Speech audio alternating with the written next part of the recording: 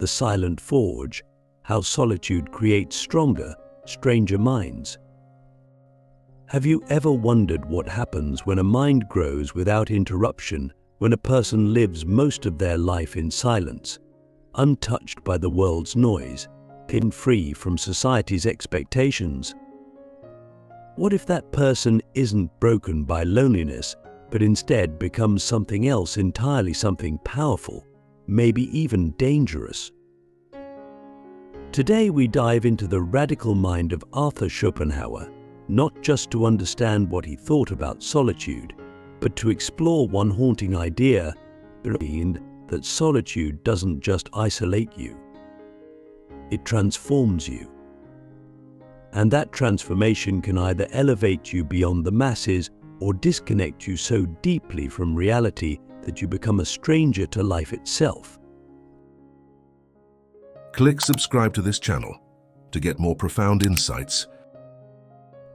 But before we go further, you need to know this. What you're about to hear might change how you perceive your own loneliness forever. Schopenhauer once wrote, "A man can be himself only so long as he is alone." Think about that. In solitude, we strip away the social masks. We quiet the noise of other people's expectations, and we begin to hear ourselves, sometimes for the first time. But here's the catch: what we find in that silence might not be comforting. Because the self that solitude reveals isn't always the hero we thought we were. Sometimes it's a chaos of contradictions, fears, desires, and dark intuitions. Solitude is like a forge. It heats the soul, melts it down, and reshapes it. But the question is, into what? A sword or a prison? Schopenhauer believed that only the most intellectually and spiritually developed individuals could survive prolonged solitude. Why? Because the average person, when isolated, becomes anxious, unmoored. They don't know how to be with themselves without others validating their existence. But the solitary philosopher? The individual who thrives in silence. That person starts to see the world in ways most people never can. They begin to recognize patterns, deceptions, illusions, and even truths that society hides. But here's the danger. When you see too much, when you understand too deeply, you begin to detach. You stop relating to the world around you. You see through people's words, their performances, their rituals, and instead of feeling connected, you feel alien. So let me ask you, is it better to know the truth and be alone, or to live in comforting illusions with others? That's the first great dilemma of the solitary mind. Now, Schopenhauer wasn't just some abstract thinker. He walked the walk. He lived alone for decades. He avoided friends, despised academic institutions, and even refused to attend intellectual salons. He preferred the company of his books and his poodles. And to him, most people were petty, shallow, and incapable of understanding life's deeper questions. And yet he wasn't bitter. He was clear. He saw solitude not as a punishment, but as a privilege. And here's the twist. He didn't mean solitude in the sense of being physically alone. He meant intellectual solitude, but being mentally untouched by the crowd. Not letting your mind be shaped by popular opinions, social trends, or the shallow echo chambers of the day. Let's pause. Ask yourself, how much of your thinking is truly your own? Because if we're honest, most of our beliefs, our values, even our identities are borrowed, absorbed, unconsciously copied. We scroll, we consume, we mimic. But what happens when someone refuses to do that? That's where the danger begins. You see, A truly solitary mind stops thinking like the herd. It begins to operate on a different frequency. And that frequency can become so refined, so sharp, that it cuts through all illusions. But it also cuts ties with society, with comfort, and sometimes with sanity. Schopenhauer warned us about this when he said, "Great men are like eagles and build their nest on some lofty solitude. But eagles are not communal creatures. They soar alone, they hunt alone, and they die alone. Is that a life worth living?" Here's where it gets intense. The solitary mind becomes powerful because it is self-generating. It no longer needs constant input to survive. It thinks in loops of deep reflection. It questions its own conclusions. It becomes its own teacher and sometimes its own God. That's the dangerous power Schopenhauer was talking about. Because once a mind learns to think alone, it stops needing approval. It stops fearing rejection. It becomes immune to shame. And that kind of mind, it can do incredible things or terrifying ones. Think of history's greatest inventors, mystics, or even tyrants. Many of them shared one trait, isolation. But not just from people, but from the mental frameworks of their time. Their minds became so inwardly developed that they broke away from the gravitational pull of the world. But here's the question: what happens when a mind no longer aligns with the reality around it? That's where the distortion begins. Some solitary minds evolve into visionaries. Others spiral into madness. Because when you're the only one in your reality, how do you know if your thoughts are genius or delusion? Schopenhauer's own life teetered on this edge. He believed the world was fundamentally driven by a blind, irrational force he called the will, a cosmic hunger that pushes all life towards suffering. For him, most people were asleep, unaware of this brutal truth. But the solitary thinker, he awakens. He sees the will everywhere in nature, in desire, in violence. And once you see that, you can't unsee it. So here's another question for you. Would you want to wake up if the truth was unbearable? Most people wouldn't. That's why Schopenhauer argued the masses cling to distraction, entertainment, gossip, status. These are the shields we use to protect ourselves from the rawness of existence. But for the solitary mind, those shields don't work. They crumble. And what's left is the naked self staring into the void. Now, don't get me wrong. Solitude isn't just darkness. It's also the only place where real self-knowledge grows. When you're cut off from the noise, your inner voice becomes clearer. You begin to see your patterns, your hidden motivations, your fears. You start to understand that most of your suffering doesn't come from others, it comes from you. And here's the paradox: that painful realization is the beginning of freedom.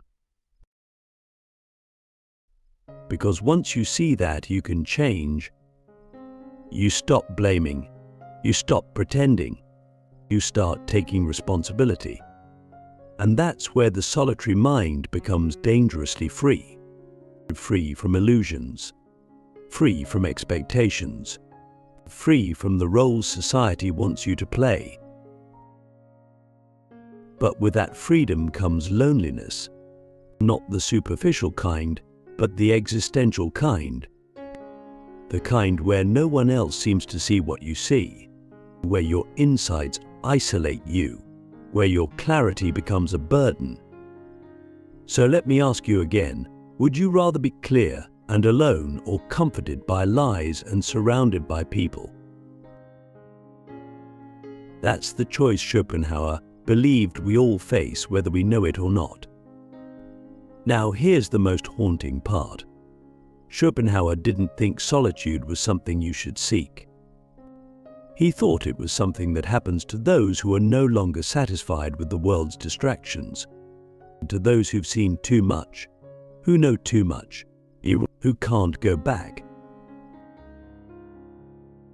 And once that happens, you're on your own, not in a tragic way, but in a profound, irreversible way. You become a solitary mind. And that's where the second, deeper danger begins. The abyss gazer, when solitude becomes a mirror too dark to escape. When a mind becomes too solitary, it begins to turn in on itself. Schopenhauer called this the inner gaze, a relentless self-inquiry that doesn't just question the world, but dissects the soul. At first, this seems like a path to wisdom, and it is. But what no one tells you is that wisdom, real wisdom, is rarely comforting. It's surgical, cold, and sometimes it shows you things you were never meant to see.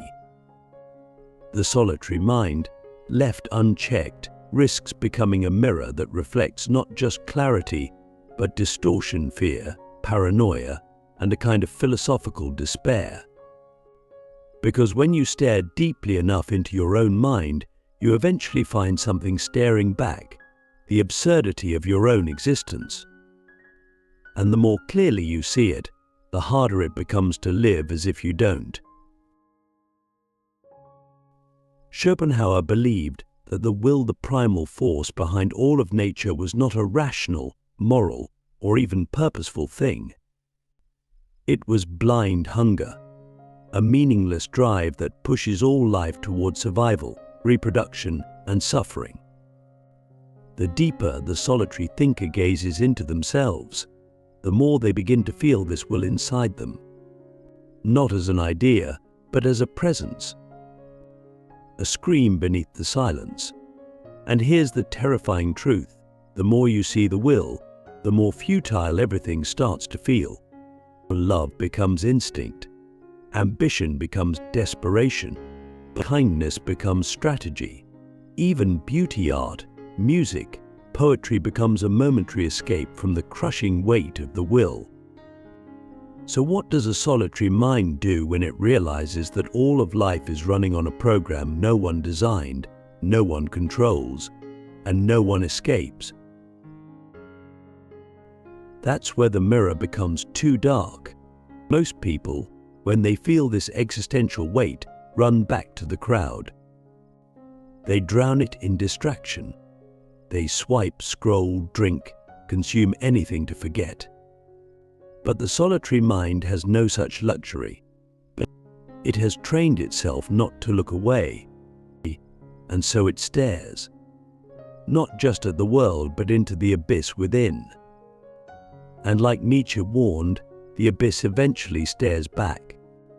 This is the moment where solitude stops being a tool and starts becoming a cage. Thoughts loop, questions repeat. The mind begins to eat itself. What if nothing matters? What if I'm not real? What if the truth is, there is no truth? These are not philosophical curiosities anymore. They become lived realities. And if you don't know how to ground yourself, how to hold on to something real, you risk losing your grip entirely. And yet Schopenhauer saw a way through. Not by denying the pain of existence, but by transcending it. He believed that the solitary mind, once it fully grasped the tragedy of life, could begin to detach from the will, not through force, but through resignation and through renunciation. Like the sages of the East, particularly the Buddhists, whom Schopenhauer deeply admired, the goal was not to dominate life, but to let go of it, to stop striving, to stop clinging, to see desire as the root of suffering and slowly, patiently release it. For Schopenhauer, This was the highest form of human wisdom, not to conquer the world, but to rise above it through inner stillness. But this takes a kind of radical solitude most people are terrified of. It requires you to die before you die, to give up the illusions of meaning, ego, and control, and to accept the world as it is, imperfect, unfair, and ultimately indifferent. So let me ask you, what would happen if you stopped striving? If you stopped chasing, stopped pretending, and just were? Would you find peace, or would you fall apart? That's the final test of the solitary mind. It's not about becoming antisocial or emotionally numb. It's about whether you can live without illusion, whether you can face the rawness of life and still choose compassion, patience, and meaning, even when you know, intellectually, that meaning is something we invent. Schopenhauer wasn't a nihilist. He was a philosopher of transcendence. He believed that through deep solitude and radical clarity, we could become free, not because life gets easier, but because we stop needing it to be anything other than what it is. The final freedom, how solitary minds discover meaning without illusion. So here we are, the final confrontation. After solitude has stripped away the noise, burned through the illusions, and exposed the primal will beneath all things, what remains? What can a solitary mind do with such knowledge? Schopenhauer's answer is haunting, but also liberating. You accept it, not passively, not with defeat, but with a kind of inner dignity, the quiet strength of someone who has seen the engine of suffering and no longer lets it control them. This is not depression, it's detachment. It's not despair, it's transcendence. Because once you've looked life in the eye and not flinched, you become free in a way no one else is. Most people cling to meaning like a raft in a storm. But Schopenhauer challenges us to build a life without that raft. We need to realize that meaning isn't found, it's created. The solitary mind doesn't need society to hand it a purpose. It invents one, and this is where the danger becomes potential. The same mind that once stared into the abyss can now turn outward and bring something new into the world: art, ideas, beauty, compassion. Not because life demands it, but because the individual chooses it, despite knowing the absurdity. That's not weakness. That's strength. That's heroism. But it's a quiet heroism, a private one. There's no applause for the solitary thinker, no medals for the one who overcomes despair in silence. And maybe that's the point. The solitary mind doesn't act because of recognition. It acts out of clarity. Because when all illusions are gone, there's only one thing left that can matter: what you give away. Schopenhauer believed that compassion, true, selfless compassion, was the highest moral path, but not because the world deserves it, but because it's the only force powerful enough to balance the suffering that the will produces. And here's the final paradox: the more deeply you accept life's darkness, the more fiercely you can love.